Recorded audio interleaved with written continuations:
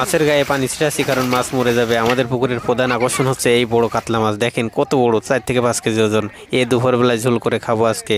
অবশেষে নেমে গেলাম পানিতে। শীতের সকাল, মাছ ধরতে খুবই কষ্ট লাগছে, তারপরেও আনন্দ লাগছে মনের ভিতরে।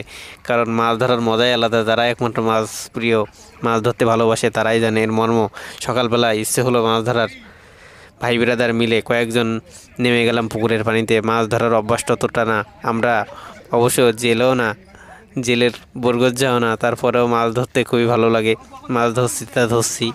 পুকুরে অনেক কাদা, পানি খুব একটা বেশি না, মাজা পর্যন্ত পানি, কিন্তু কাদা অনেক বেশি, হাঁটুর নিচ পর্যন্ত কাদা।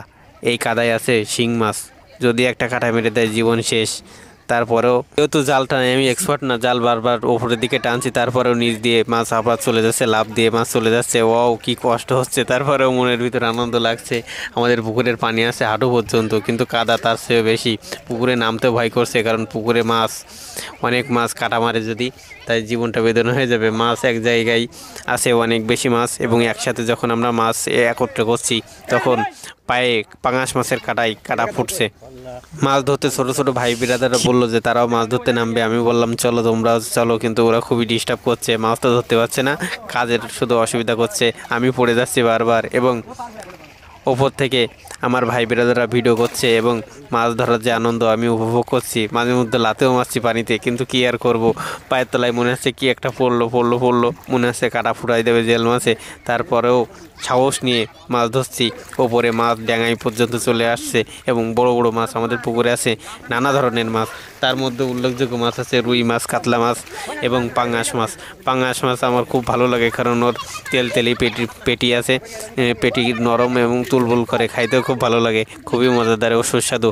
আমাদের পুকুরের মাছ খুবই মিষ্টি, কারণ আমাদের পুকুরে সেইভাবে খাদ্য দেওয়া হয় না, প্রাকৃতিকভাবে মাছ চাষ হয়, এবং ছোট ছোট ভাই ব্রাদাররাও মাছ নেবে। এজন্য আমি বললাম সবাই মিলে কাজ করো একসাথে। আমরা মাছ ধরছি। বড় ভাই হৃদয়, সে কিন্তু খালি গায়ে মাছ ধরা শুরু করেছে, এবং তার একটু লজ্জা লাগছে। সবার জামা গায়ে আছে, কিন্তু সে একমাত্র খালি গায়ে, তারপরেও সে মাছ ধরছে, কারণ সে মাছ প্রিয় খুবই, এবং সে সবচেয়ে দক্ষ একজন জেলে। অবশ্যই জেলে না, কিন্তু তাকে আমরা জেলে হিসেবে মানি। দেখেন কত সুন্দরভাবে মাছ ধরছে, আমরা সবাই কাটা করছে মাছগুলো, কেউ মাছগুলো হাঁড়িতে দিচ্ছে, যে মাছগুলো বড় বড় সেগুলো আমরা বেছে একত্রিত করছি, এবং আলাদা আলাদা করে সেপারেট করছি। মাছ এক জায়গায় যদি একসাথে করা হয় তাহলে মাছ মারা যাবে, এজন্য আলাদাভাবে মাছগুলো একত্রে করছি। এভাবে একত্র করার পর আমরা মাছগুলো দেখব যে মাছের সাইজ কেমন হয়েছে। যেগুলো বড় বড় সেগুলো বাজারজাত করব, এবং ছোটোগুলো আমরা আবার পুকুরে ছেড়ে দেবো, পরবর্তীতে বড় হবে। অবশেষে আমাদের মাছ ধরা প্রায় শেষের দিকে। আমরা এখান থেকে বড় বড় মাছগুলো বাজারজাত করব, এবং একটু মাঝারি সাইজগুলো পুকুরে ছেড়ে দেবো, এবং ছোট সাইজগুলো আমরা আবার সুন্দরভাবে পুকুরের পানিতে ছেড়ে দেবো। দেখছি এক জায়গায় করছি মাছগুলো। পাঙাশ মাছ খুবই অসুবিধা করছে, কারণ পাঙাশ মাছের কাটা করাতের মতন ধারে, একটা ফুটাই দিলে জীবন শেষ। তাই খুব সাবধানের সহিত পাঙাশ মাছ জালে জড়াই যাচ্ছে। এই যে আমার বড় ভাই ছাড়াচ্ছে, এবং আমিও ছাড়াচ্ছি, পাচ্ছি না, ও আবার পানি ছিটাচ্ছি, কারণ মাছ যাবে মরে। বেশিক্ষণ দেরি হইলে মাছ মারা যায়, কারণ অক্সিজেনের ঘাটতি পাবে। এই যে আমার হাতে বড় কাতলা মাছ